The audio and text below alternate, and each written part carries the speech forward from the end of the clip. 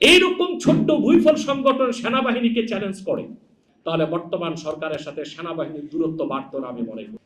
আপনারা লক্ষ্য করেছেন এই সরকার এখন ক্ষমতায় বসেছে, প্রায় 10 মাসে একটি সংস্কারও তারা করতে পারেনি। আপনারা দেখেছেন 70,000 কোটি টাকার উপরে রাজস্ব ঘাটতি। এলজিআরডি মন্ত্রী কোন একটি সিটি কর্পোরেশনে ফাংশন চালু করতে পারেনি।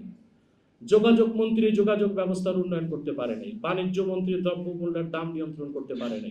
স্বরাষ্ট্র মন্ত্রণালয় আইন শৃঙ্খলা ঠিক করতে পারেনি। মৌলিক কাজগুলো বাদ দিয়ে করিডোর ইস্যু কেন আসে? প্রকৃতপক্ষে করিডোর, সেন্ট মার্টিন, পার্বত্য চট্টগ্রাম ইস্যু এবং ডিপি ওয়ার্ল্ডকে যে চট্টগ্রাম পোর্ট দেওয়া হচ্ছে তা একই সূত্রে গাঁথা। সেটা হচ্ছে সাম্রাজ্যবাদীদের স্বার্থ রক্ষা করা। আপনারা দেখেছেন কুকিচিনের 20,000 পোশাক প্রশাসন জব্দ করেছে। আমাদের দৃষ্টিতে 45,000 আরাকান আর্মিতে 45,000 সৈন্য আছে। এখন করিডোরের নাম পরিবর্তন করে বলা হচ্ছে পাথওয়ে। আমার কথা হচ্ছে আমরা যেভাবেই করিডোরের কথা বলি বা একটা চ্যানেলের কথা বলি, এটা টেকসই কোনো সমাধান নয়। রোহিঙ্গাদের আপাতত সমাধান হবে যদি জাতিসংঘের অনুমোদনে বাংলাদেশ আর্মি বার্মাতে একটি বাফার জোন তৈরি করে দেয়, সেখানে রোহিঙ্গারা নিরাপদে সম্মানের সাথে থাকতে পারবে। নতুবা উগ্র বৌদ্ধ জাতীয়তাবাদে বিশ্বাসী আরাকান আর্মির দ্বারা দেশ যদি স্বাধীন হয় আরাকান, সেখানে কখনোই আমাদের রোহিঙ্গা মুসলমানরা নিরাপদ থাকতে পারেন না। দ্বিতীয় আরেকটি বিষয় হচ্ছে চট্টগ্রাম পোর্টকে দেওয়া হচ্ছে বিদেশিদের হাতে। ডিপি ওয়ার্ল্ডের কথা শুনেছেন, সেখানে ইসরায়েলের পার্টিসিপেট আছে।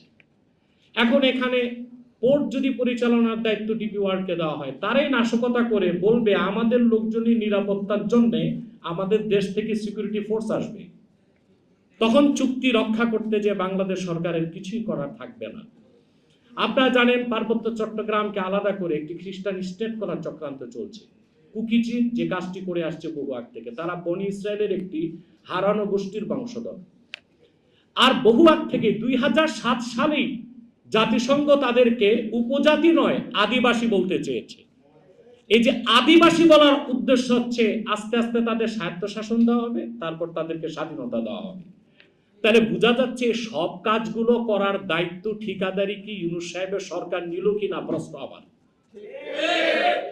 নতুবা নিরাপত্তা উপদেষ্টা বিদেশ থেকে আমদানি করার কি দরকার ছিল? বাংলাদেশে কি নিরাপত্তা উপদেষ্টার দায়িত্ব পালন করার কেউ ছিল না? ডক্টর খলিলকে কেন আমদানি করা হলো? তিনি তো রক্ত মাংস আলো বাতাস একজন মার্কিন লোক।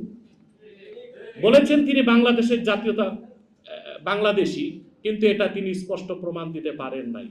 আমরা কি পারতাম না? বর্তমান সরকার ইচ্ছে করলেই পারত। বাংলাদেশের সাবেক কোন উচ্চপদস্থ সেনা কর্মকর্তা যিনি ইসলামী মূল্যবোধে বিশ্বাসী, দেশপ্রেমিক, যার মধ্যে ভারতের দালালিও নাই, মার্কিন দালালিও নাই, এরকম সাবেক কোন কর্মকর্তাকে যদি নিরাপত্তা উপদেষ্টা দেওয়া হতো, তাহলে বর্তমান সরকারের সাথে সেনাবাহিনীর দূরত্ব বাড়তো না আমি মনে করি।